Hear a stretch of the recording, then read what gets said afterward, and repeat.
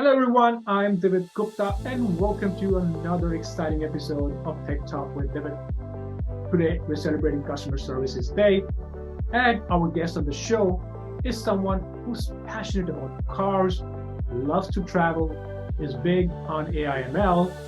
Please welcome Oracle's Global Vice President, Chad McAfee.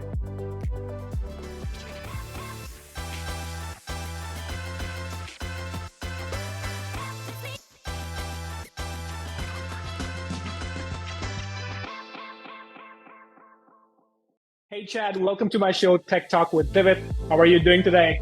I'm doing great. I'm happy to be here. Excited to talk. Hey, the pleasure's all mine. Hey, I know you are passionate about cars. You love traveling, and you do vinyl wraps for your cars. Can you tell us a little about yourself, your passion, and all the hobbies that you have? Absolutely. I'm one of those people. I'd like to say that if I had the money and the family didn't require it, I could retire today because I've got a lot of things that I love to do. Growing up in small town Midwest, one of the ways I paid my way through early life and school is was building, customizing cars and flipping them and so forth, and it just became kind of a passion over the number of years. And the logos on the front or the back have gotten a little bit more valuable over time, but it's one of the things I did. I basically started rebuilding classic Mustangs when I was a kid, and then it got into more dealing with faster and faster sports cars and track cars, and used to track a lot. And then in the last couple of years, I've taken that love for cars and brought it into the sim world, where I've got sitting here behind me, you can't see, but I've got my sim rig. So I got into that pretty heavily. It's cost a little bit less than the tires and the brakes and all the other things that you do out on the track. And and then outside that, a big thing like we like to do is travel. I love the experience working with different cultures, and it's not just the traveling and being there, but like the actual, learning how to work and so forth. So one of the things I did before Oracle was actually work for Microsoft Japan, and talking about an eye-opening experience, not just in Japan, but and the work culture, but also the fact that there's such a multinational country and businesses that are there and so forth, that working all over the world. And so between the mix of my own personal things that I've done and mixed with business, I've had a amazing opportunity to be lots of places around the world. And even my wife is from another country, and kids are speaking different languages, and so it's just part of who I am and what I've become. So it's a lot of fun. So one of the fun things is seeing cars all over the world and knowing what's going on. And I'm not talking about the most expensive, but understanding that. So it's just a big hobby of mine, and passion that I have. Nice. Where's your wife from? My wife's from Iran. She's Persian. Oh, So nice. yeah, so she grew up in Iran.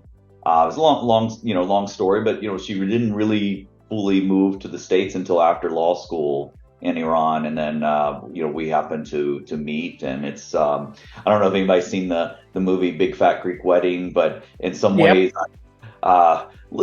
there's some differences, but there's a lot of similarities. I was like, I have basically married not just her, but I've married the culture, and I've married the family and everything else. And the reason where I live now is a lot to do with her family, being nearby, and how close she is with her brothers and parents and so forth. And while I'm close and I got a big family too, it's like it's just, if you're married, you kind of get it. So it's like this happy I am. life, I happy am. life, right? So no, it's great. They're amazing. They're amazing to me, and I've got a chance to learn some of the language as well over time. So mainly to know what people are saying about me is kind of the main driving factor there.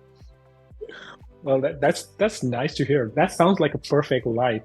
As you know, we are celebrating the Customer Success Day. Why don't you tell us about your org, what your org is doing, your role at Oracle? Yeah. So I came in after a long career, long time at Microsoft, I spent 20 plus years, almost 21 years at Microsoft, and made a big change for me. I think it shocked a lot of people, but I came to Oracle in 2019, and after a few little changes, at the beginning, I ultimately end up being responsible for customer engagement and customer engineering, cloud engineering, focused on customer success, ultimately driving customers from pitch to production and so forth. And then over time, and as success has come, and the maturity of OCI, which has been fantastic, I've joined at a great time. I feel like we are making a major difference. So the responsibility area that I have is the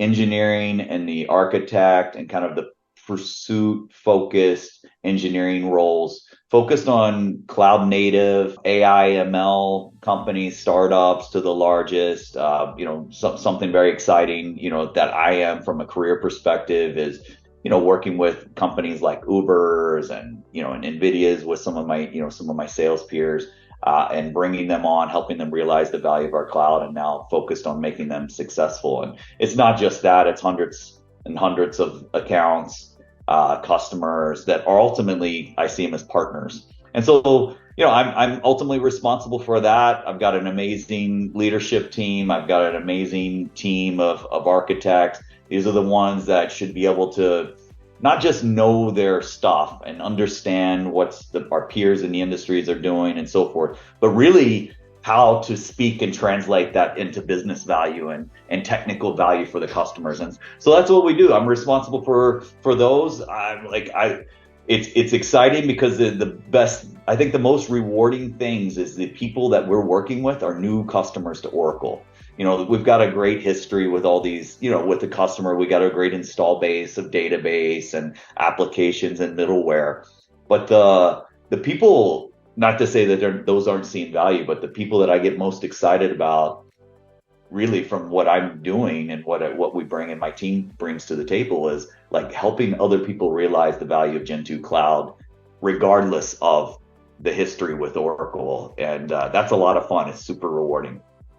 Yes, provide them with the right value proposition, right? They should understand the value that Oracle products and services provide, right? Yeah, absolutely. And and it's also being honest and humble with them when there's not a fit, and how does it make sense? And I think one of the things that is key here is just ultimately not just expressing value or trying to sell value, but it's really demonstrating that value and living those, living your own personal values and that through that process, which I think is important. And that, it's something that I like to instill from a cultural perspective. We push hard, we have fun, but I think the most rewarding things is customers out saying good things, because that's, you're making a difference. Exactly. Well, you mentioned NVIDIA. We've heard about the Oracle NVIDIA deal. You've mentioned AI ML. Why don't you tell us a little bit about initiatives that Oracle is taking in the AI ML field, or your org is working on the AI ML field? Yeah, absolutely. Happy to.